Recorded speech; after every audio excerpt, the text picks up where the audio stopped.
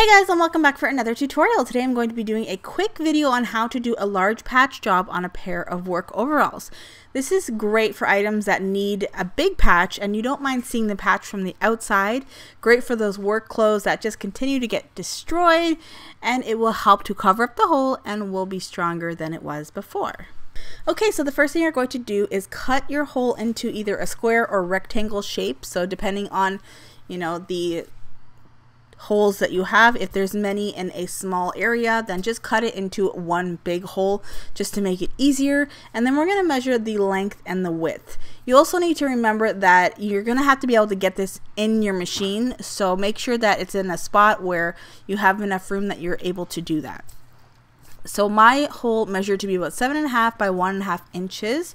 And I'm just going to add about 3 inches onto each measurement, and that's just going to give me enough overhang.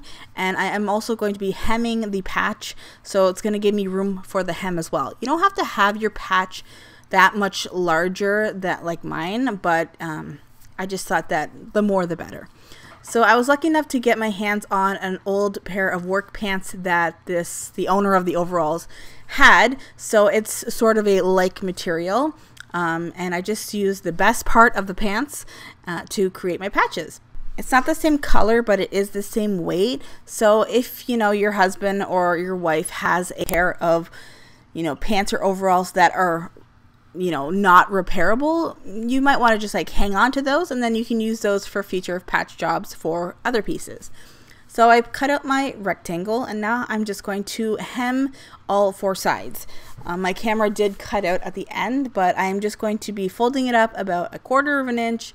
You can do it 1/2 inch, whatever you would like, and it'll just keep all those raw edges in check, and there will be no fraying to cause more problems with that patch later on in the future.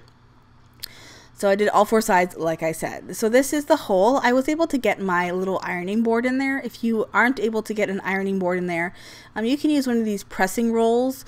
I will be doing a fusible interfacing for this, but I will show you very quickly how to do this patch job without fusible interfacing. This is the piece that I cut. I cut it the same size.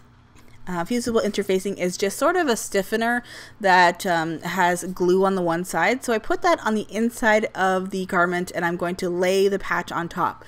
And then I take my iron and I will just fuse that down. The reason why I'm using that is just so that when I do go to put this piece into my sewing machine, then the patch won't be able to move around. It'll be stuck in place.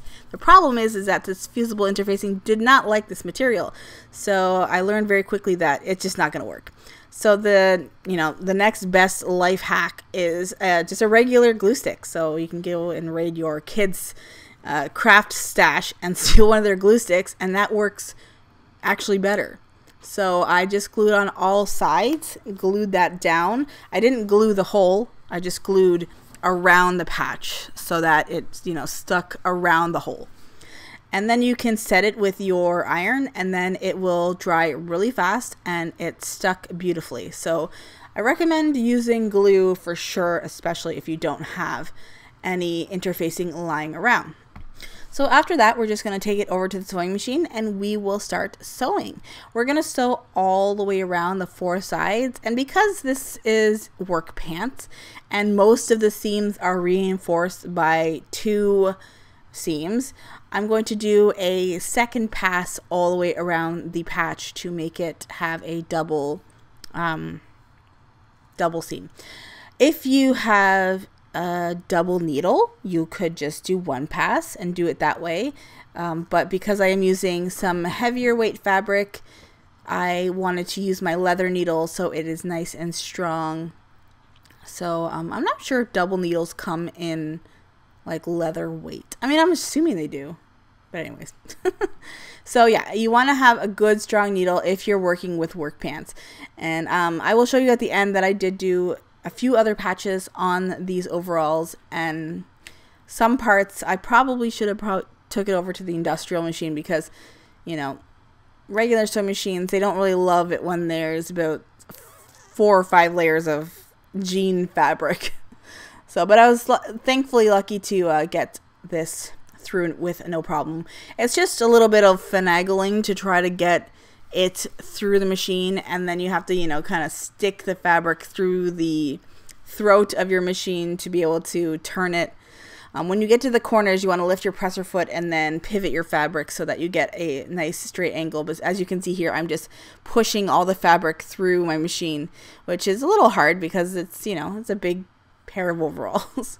But, you know, we got it done, and I'll just show you quickly how I did the second seam in super fast motion. So I hope this helps with, you know, anyone who has work pants laying around that just are in disrepair, because they can be fixed. And the patch doesn't look too bad, you know, kind of fits with the whole look. So I hope you enjoyed this video, and if you did, please give me a thumbs up. Don't forget to subscribe and share with all your friends, and I hope everyone is hanging in there. We are super busy with the homeschooling, so I thought I would get something out for you guys. And these are the other patches, as I was saying. So little ones, big ones, you know, just get it all nice and fixed up, and then they can go back to work. Thanks so much for watching, and I'll see you guys in the next one. Bye, guys.